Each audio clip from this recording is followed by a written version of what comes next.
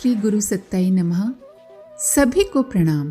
परम पूज्य गुरुदेव आगे लिखते हैं, बेतार का तार हमारे अंतराल में हमारे गुरुदेव का हिमालय का प्रथम निमंत्रण ले आया।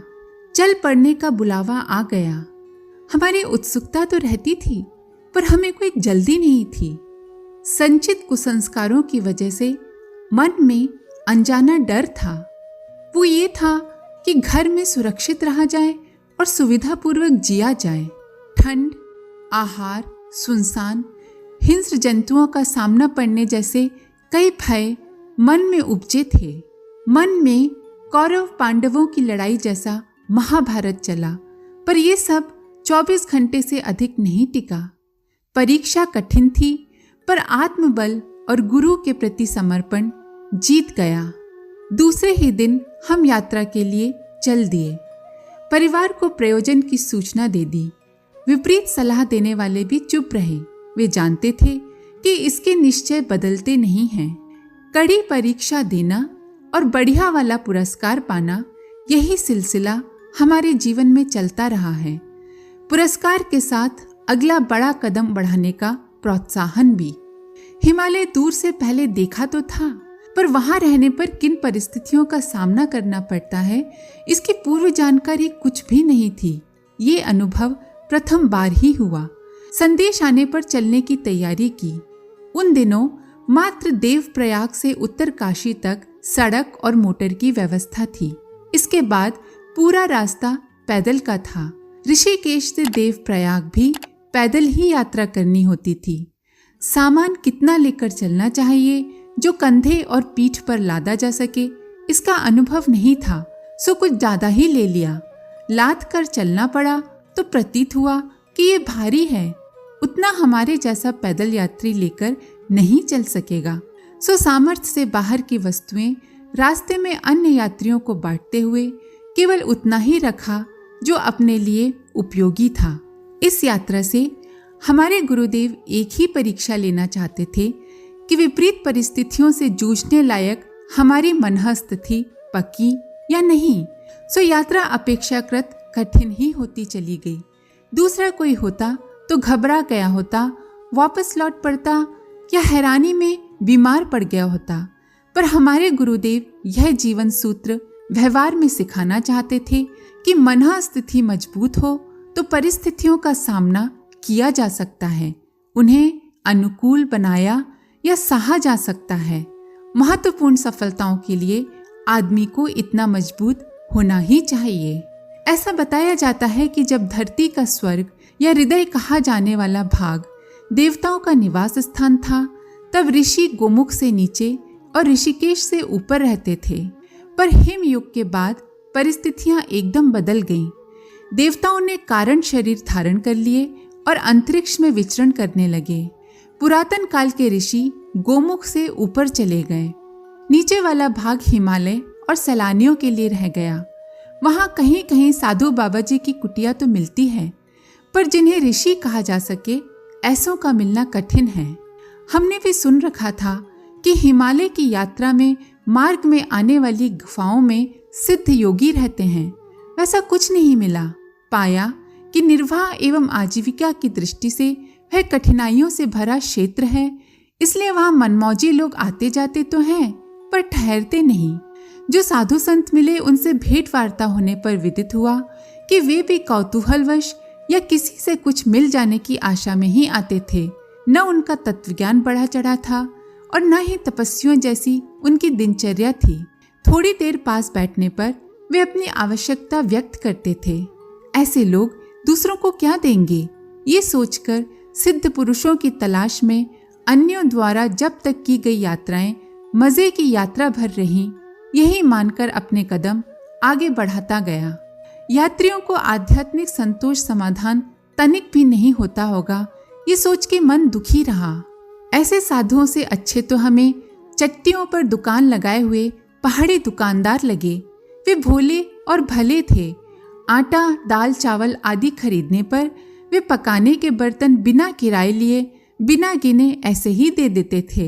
वे लोग अक्सर चाय बेचते थे। बीड़ी, माचिस, चना, गुड़, सत्तू, आलू जैसी चीजें यात्रियों को उनसे मिल जाती थीं। कंबल उसी क्षेत्र के बने हुए किराए पर रात काटने के लिए मिल जाते थे। शीत ऋतु और पैदल चलना, ये दोनों ही परीक्षाएं कठिन थी। फिर उस क्षेत्र में रहने वाले साधु सन्यासी उन दिनों गर्म इलाकों में गुजारे की व्यवस्था करने के लिए नीचे उतर आते हैं। जहाँ ठंड अधिक है, वहाँ के ग्रामवासी भी पशु चराने नीचे इलाकों में चले जाते हैं। गांव में सन्नाटा रहता है। ऐसी कठिन परिस्थितियों में हमें उत्तरकाशी से नंदनवन तक की यात्रा पैदल पूरी करनी थी। हर दृष्टि से यात्रा बहुत कठिन थी। स्थान नितांत एकाकी, ठहरने की कोई व्यवस्था नहीं, वन्य पशुओं का निर्भीक विचरण, ये सभी बातें काफी कष्टकर थीं। हवा उन दिनों काफी ठंडी चलती थी। सूर्य ऊंचे पहाड़ों की छाया में छिपा रहने के कारण 10 बजे के करीब दिखता है और 2 बजे के करीब शिखरों के नीचे चला जाता है। शिखरों पर तो धूप दिखती है, पर जमीन पर मध्यम स्तर का अंधेरा ही रहता है। रास्ते में कभी कभार ही कोई भटका आदमी मिलता, अन्यथा हर दृष्टि से वह क्षेत्र सुनसान था। सहचर के नाम पर थे छाती में धड़कने वाला दिल या सोच विचार उठाने वाले सिर में अवस्थित मन, यही हमारे साथी थे। ऐसी दशा में लंबी यात्रा संभव है या असंभव, यह परीक्षा ली जा रही थी। हृदय ने निश्चय किया कि जितने दिन सांस चलनी है उतने दिन चलेगी, तब तक कोई नहीं मारने वाला। मस्तिष्क कहता, वृक्ष वनस्पतियों में भी तो जीवन है, उन पर भी तो पक्षी रहते हैं, पानी में जलचर मौजूद हैं, जंगल में वन्य पशु फिरते हैं, सभी नंगे बदन, सभी एकाकी। जब इतने सारे प्राणी इस क्षेत्र में निवास करते हैं, तो तुम्हारे लिए ये सब सुनसान कैसे? अपने को छोटा मत बनाओ। जब वसुधैव कुटुंबकम की बात मानते हो, तब इतने सारे प्राणियों के रहते हुए तुम अकेले कैसे हुए? मनुष्यों को ही क्यों प्राणी मानते हो? ये जीव जंतु क्या तुम्हारे अपने नहीं? फिर सूनापन कैसा? हमारी यात्रा चलती रही, साथ साथ चिंतन भी चलता रहा। एकाकी रहने में मन पर दबाव पड़ता है, क्योंकि वह सदा समूह में रहने का अभ्यासी है।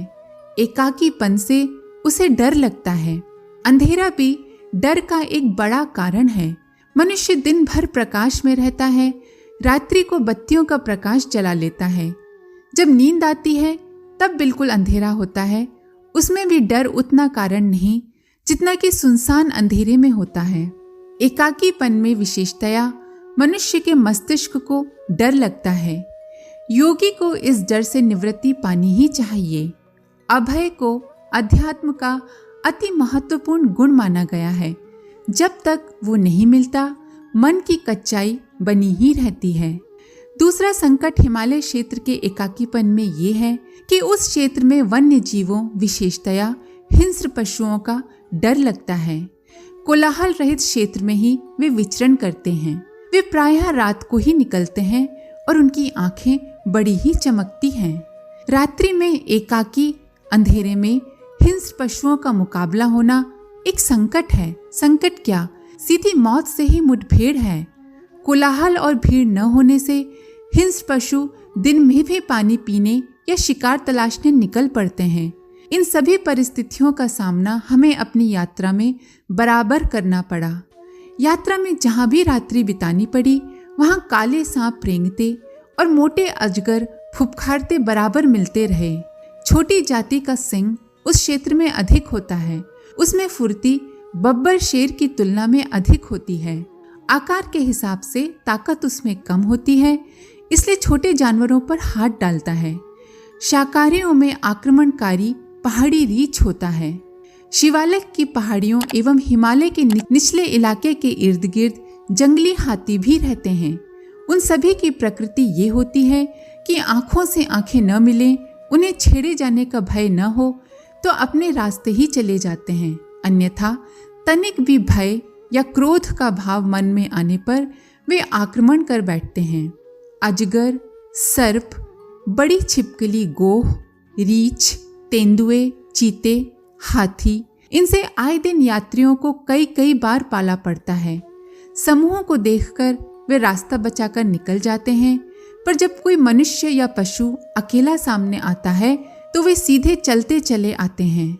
ऐसी दशा में मनुष्य को ही उनके लिए रास्ता छोड़ना पड़ता है, अन्यथा मुठभेड़ होने पर आक्रमण एक प्रकार से निश्चित ही समझना चाहिए। गुरुवीर के लेख को यहीं विराम देते हैं। आप सभी का धन्यवाद। ओम शांति। हमारे YouTube चैनल को सब्सक्राइब करें और बेल आइकन को दबाकर ऑल पर क्लिक करें ताकि आने वाले सभी वीडियोस की नोटिफिकेशन आपको मिलती रहे।